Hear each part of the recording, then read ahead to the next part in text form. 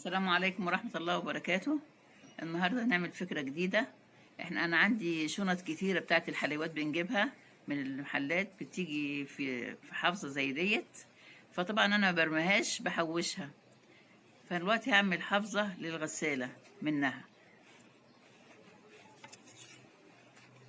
هي طبعا نظامها عامل كده زي الكرتونة، زي الكرتونة كده مقفولة. هنحاول أفرغ.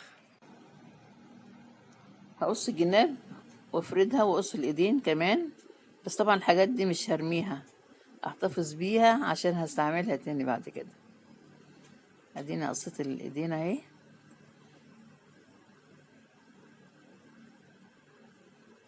طبعا الأكياس دي بتجيلنا في الحلويات. ايوه. الحيطة بتاعت الشنطة دي افكها برضو عشان استغلها بعد كده في حاجة تانية هوريها لك.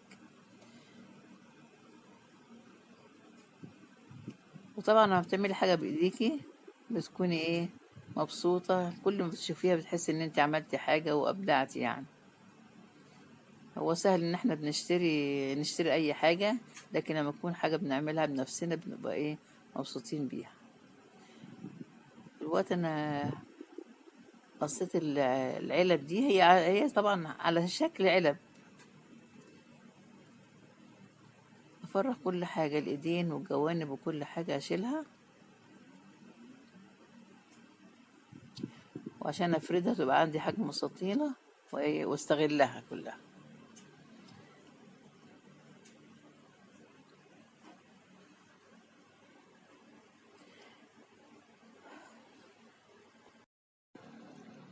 طبعا هيقص الايدين ديت، والايدين دي هستغلها في اني هوصل الاكياس بعضها ببعض.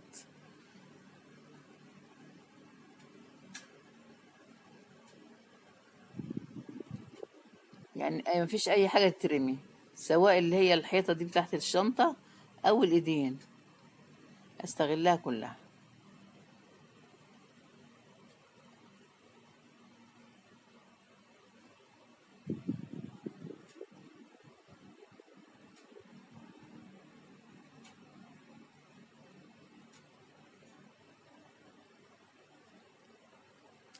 ممكن اعمل جزئين على بعض، يعني بس السمكة تبقى قوية بان انا احط طبقتين على بعض. ودي الوقت اهو بحط الاتنين جنب بعض، وبدل ما اخيطهم فوق بعضيهم، الايد بقى اللي انا قصيتها وما رميتهاش هوصل بيها الاتنين زي ما انت هتشوفي الوقت كده. بدل ما احط خط على خط بعض.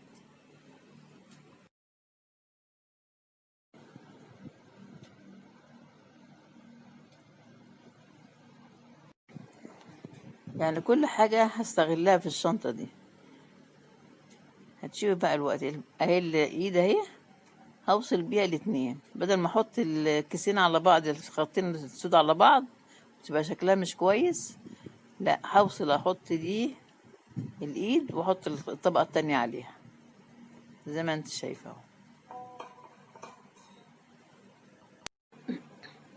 دلوقتي حطيت الايد بتاعت الشنطة تحت الطبقتين دول عشان اوصلهم ببعض.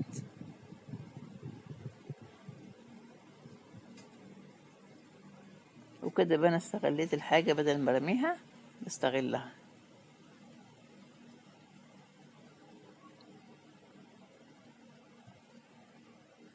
اديني وصلت الاتنين ببعض.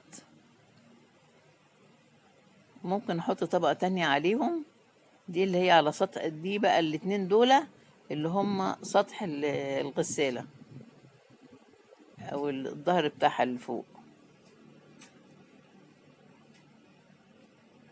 عملتهم واحط عليهم طبقة تانية. وبعد كده ان شاء الله ابقى اعمل الجوانب واعمل الامام بتاعها والظهر.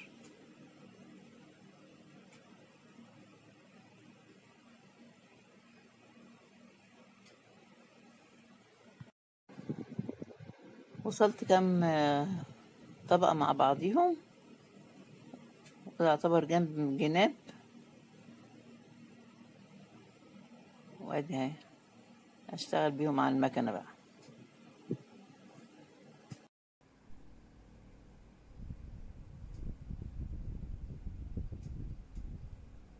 اوصلها بقى الجنب التاني زي ما انت شايفة اهو على المكنة. بسم الله الرحمن الرحيم. اظبط كل حاجة عشان تمشي مظبوط.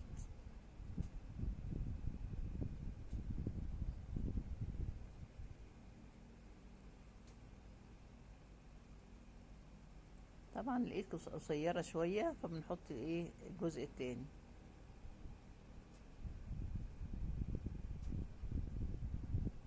ونحاول نظبطها عشان ما تبانش ان هي متوصلة.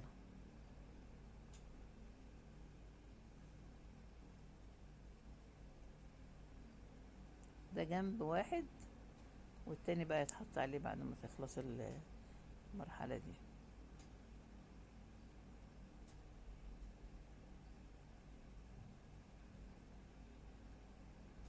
طبعا المكنة بتسهل كتير عن ان الواحد يعمل على ايديه.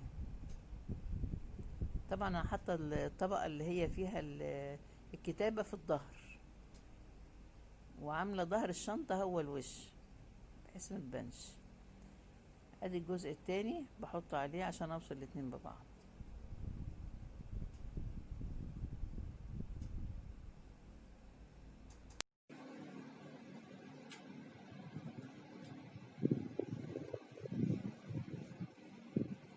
وادي كده الحمد لله ماشية العملية تمام. الاتنين مسكوا في بعض، بدل ما تكون واحدة على واحدة في صلة بينهم، واحدة موصلة التانية.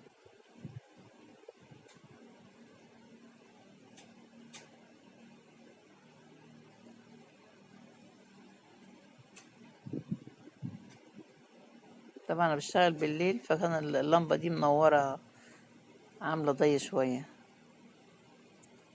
ودي خلصت جنب تاني اهو بالحفظ. الجناب دي اللي هي بتاعت الشنطة انا قطعتها، بس ايه هستغلها زي ما انت شايفة كده، هعملها كرانيش. يعني ما رميتش اي حاجة في اللي انا قصيته من الشنطة.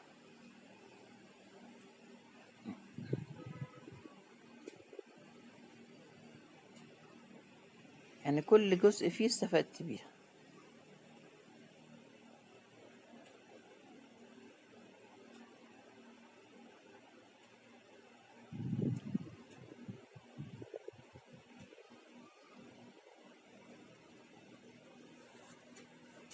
معلش. الكرانيش دي بقى منها حلية ومنها انها تداري الخط الاسود اللي انا واصلة بيه.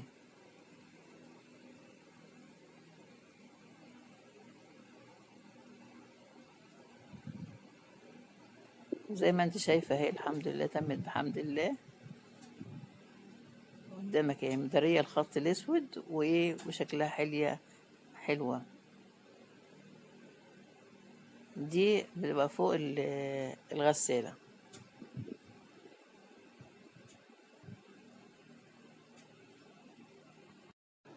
طبعا كل حاجة بمقاسات. يعني انا قايسة المساحة بتاعت الغسالة فوق الجنب عرض كله، وعاملة مفصلة على اساسه.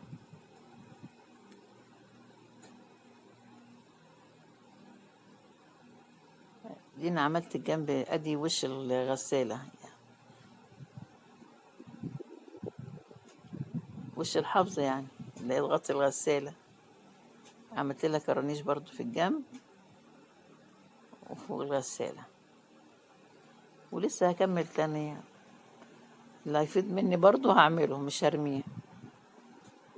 ده مش النهائي يعني.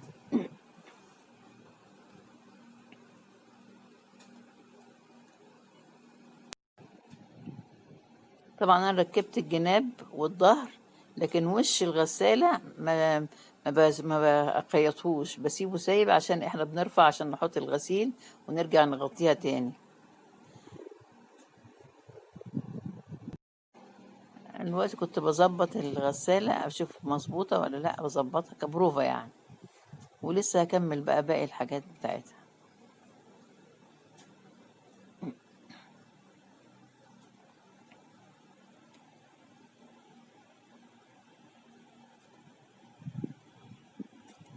وادي الوش بتاع الغسالة برضو عاملة له كرنيش، لازم ادلعها شوية وعشان استفيد برضو من كل القصايص اللي طلعتها.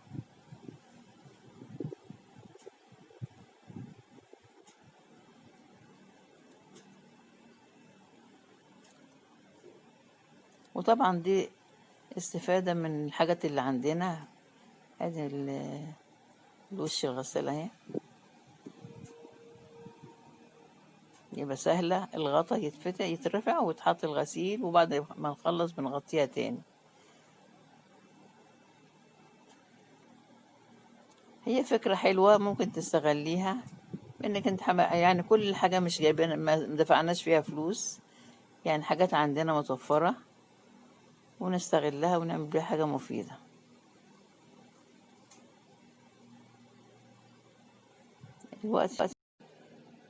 والوقت اكمل بقية الحافظة واوريها لك تاني، لان هي لسه كده ما تكملتش كده. خلاص ادينا عملت كرانيش تانية اهي فوق. ده الجناب بتاعتها، وادي هنا سطحها سطح الحافظة برضو عليه كرانيش، والمقدمة بتاعتها برضو بيبقى عليها كرانيش برضو.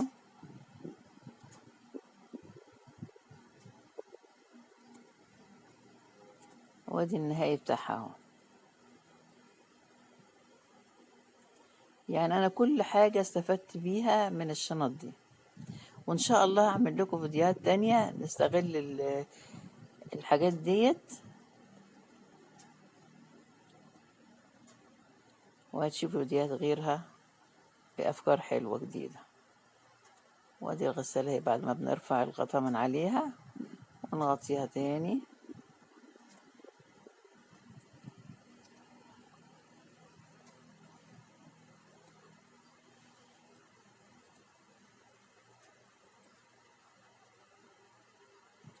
ده اي حاجة عندك ممكن تحتفظي بيها عشان تستفيدي بيها، اي حاجة تانية غير الشنط يعني.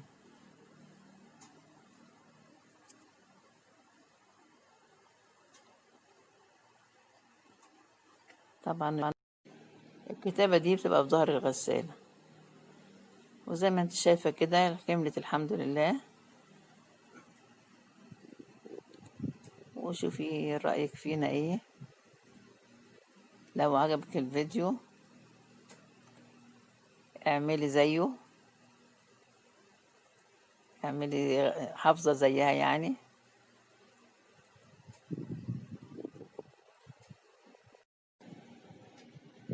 انا مقربه لك التصوير علشان تشوفي الشغل من قريب، لكن بعد كده هوريك الشكل النهائي من بعيد.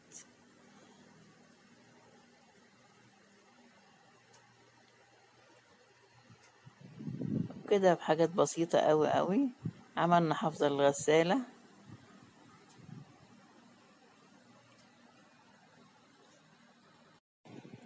وادي شكل الكرانيش اهي بعد ما خلصتها كلها، ويا رب يعجبك.